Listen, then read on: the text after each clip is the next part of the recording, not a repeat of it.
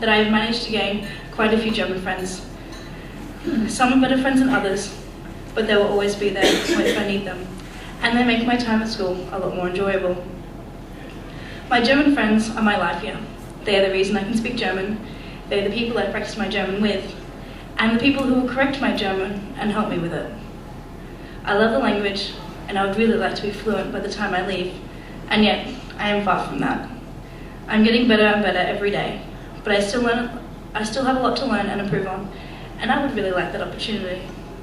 I realise that I don't get along with other exchange students terribly well. I know that it's difficult, because as an exchange student, you need other people who are going through the same difficulties as you are. You have someone to talk to, and I do. However, no matter what, I will always put my German friends before my exchange friends, because I came to Germany for my exchange. I don't want to purely be friends with Americans or Brazilians. I would like to come back to Germany in a few years and visit my German friends. In a few years, my American and Brazilian friends won't be here. My German friends will. However, I do realise I have to stay friendly with other exchanges, and that is my aim for the next month before they leave, and again and become new friends with the new exchanges arriving in a few months. I'm very excited to meet them. This is a point in my exchange where I did almost get sent home, and it changed me. It changed me a lot. I'm glad I got the opportunity to reassess who I was, because who I now became is to me a lot more important than, sticking to my guns. I was more happy to be proven wrong and change who I was than to always be right, which, as my parents probably know, that's really different of me. So that's one of my big learning curves. Apart from learning things about yourself, you learn things about the culture you're in, including but not limited to new skills and abilities. Shoveling snow. Learning to love beer. Keeping your room clean. She's so tidy. Oh, and I have something else. No. No, that's supposed to be on there. One second.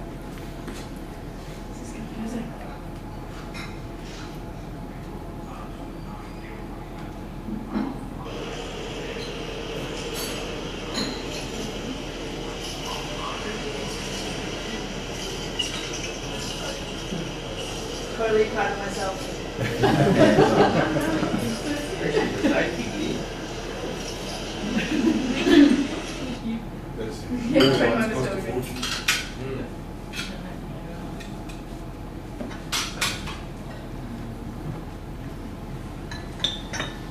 That took me ages to master.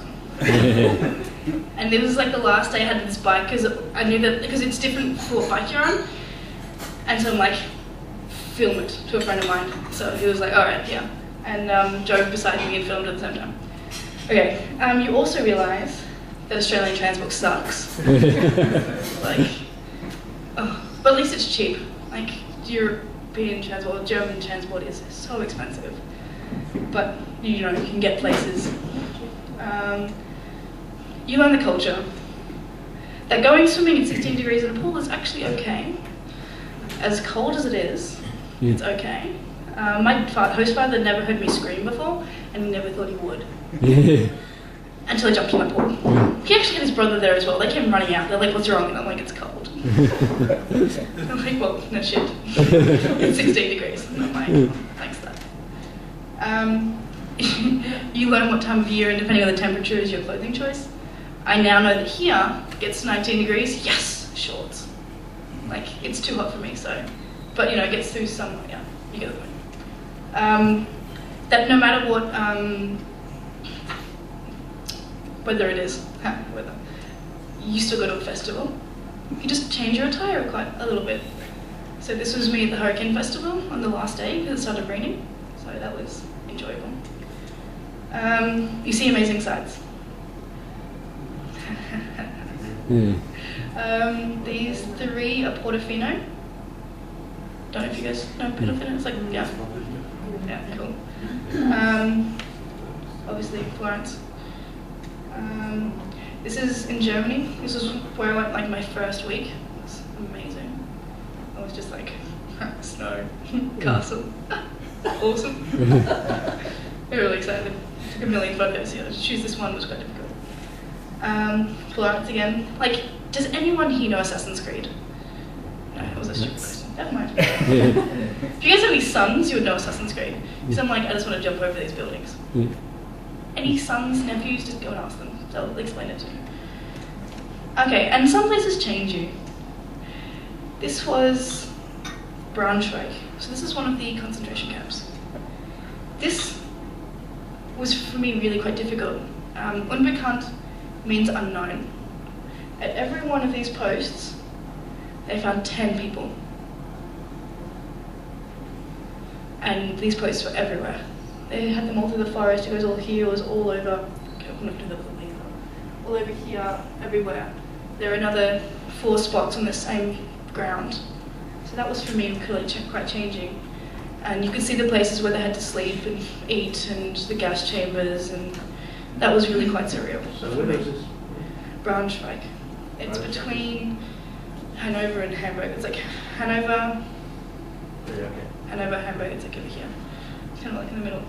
I did this on my Germany tour. Like, through your year, you start to struggle to remember who you are. All the time. And who you thought you were. Like who you thought you were becomes something completely different. And for me, that was really quite, I don't know, eye-opening. Because you're not who you were anymore. You're someone completely different. To someone who didn't know you before, obviously think you're normal, but to everybody else who met you before you left, you're a completely different person, as you should be. Like, if you go on exchange and come back exactly the same, well, I think something went wrong. That was cool. Let's put it down there. I forgot what I used to be like. I forgot what I used to look like. But I found these photos, and for me, they were really quite eye-opening. Like, this was 21st of January, like on the plane as we were leaving. And this is the plane on the way back.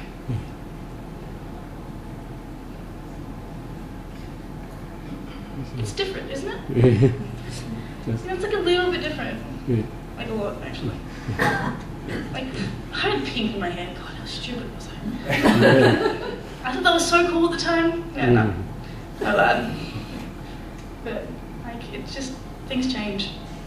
I've changed. And I'm proud of the changing I did in my year there. Like, but no matter what we do, no matter who we become, there's something we can never forget.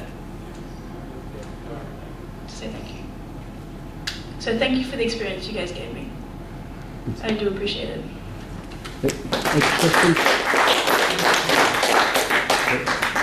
And if you guys don't believe me, you can totally see it up close.